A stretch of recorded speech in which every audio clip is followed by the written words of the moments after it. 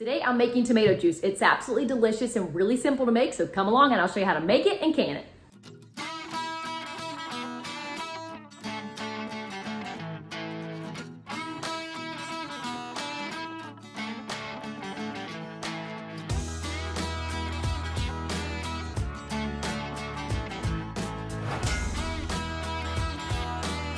This right here is the recipe I'll be using. If you want to screenshot it, go ahead. Otherwise, I'll have it in the description.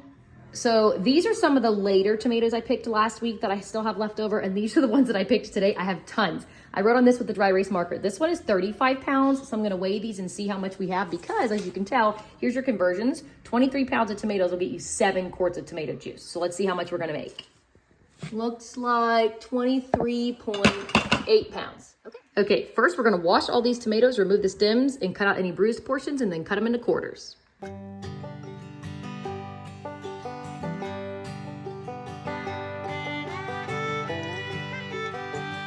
Done. Let's cut them up.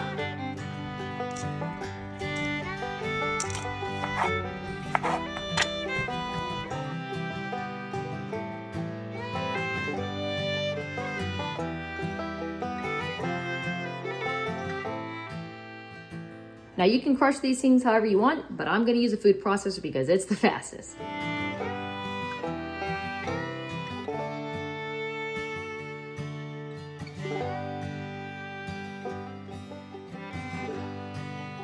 Now we've got both the pots here on the stove top. We're gonna bring these to a boil and let them simmer for 5 minutes.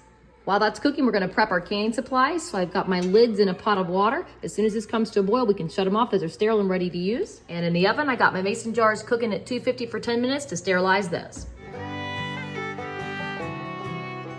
It's done. Now we're going to strain it. You can use a food mill or whatever you want. This is the system that I like. It's just a bowl with the mesh colander on top.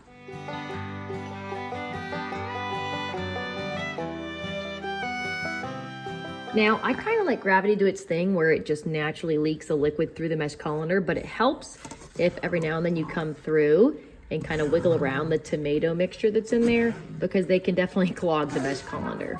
Here we are just 2 minutes later. You can see how much has already sunk down naturally. I'm gonna go through and just kind of help it by doing this.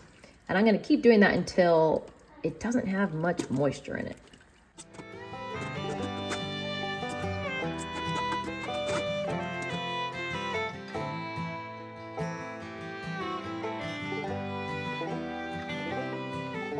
Okay, got the scraps from the first set out of there. Now we're gonna go with round 2. As you can tell here, my tomato juice level is to where the bottom of that mesh colander is. So I'm going to fill some jars and then finish adding the rest to it. Now, before I start ladling my tomato juice into my jars, I'm going to add my citric acid, sugar, and salt. Let's reference back to the recipe. If you don't want to use citric acid, you can use lemon juice, but for the citric acid for quarts, we're going to do a 1/2 teaspoon or 2 tablespoons of lemon juice.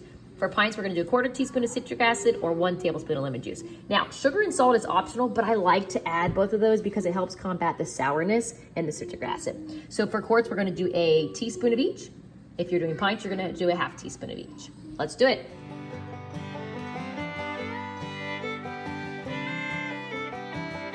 Now I'm going to ladle in my tomato juice.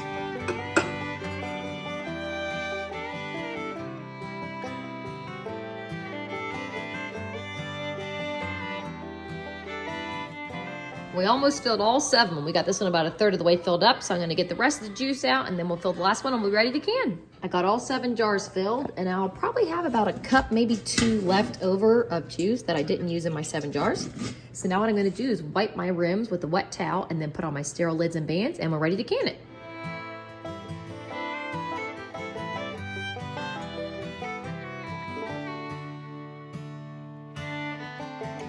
As always, you want to make sure that you follow your specific pressure canner instructions. Mine states to put 2 to 3 inches of water in the bottom, which I have done here. Now we're going to put the lid on.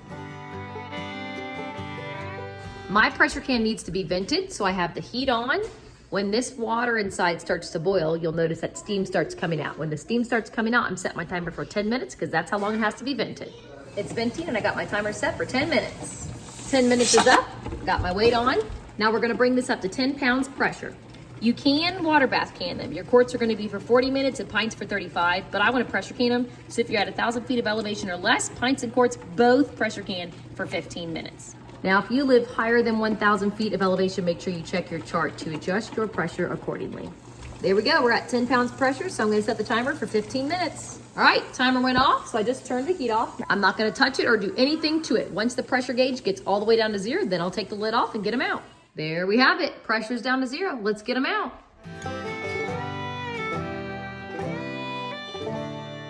And there you have it.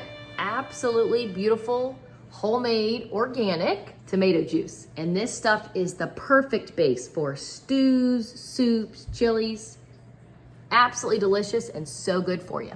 Also, for the record, while those were processing in the canner for 15 minutes and about the 10 minutes that it took to cool down, I got the entire next batch ready. So it only takes about 25 minutes to prep your tomatoes, simmer them for 5 minutes, strain all the juice out, put it in your jars, add your citric acid, sugar, and salt, and then put your lids on. So it really is not a long process at all. Last thing is that you will notice that these are starting to separate. That is completely normal. As they get shelf stable and sit there for a while, they will completely separate, and that is totally fine and expected. When you go to use it, just give it a good shake and you're good to go. That's it. Let me know if you have any questions. Happy canning season.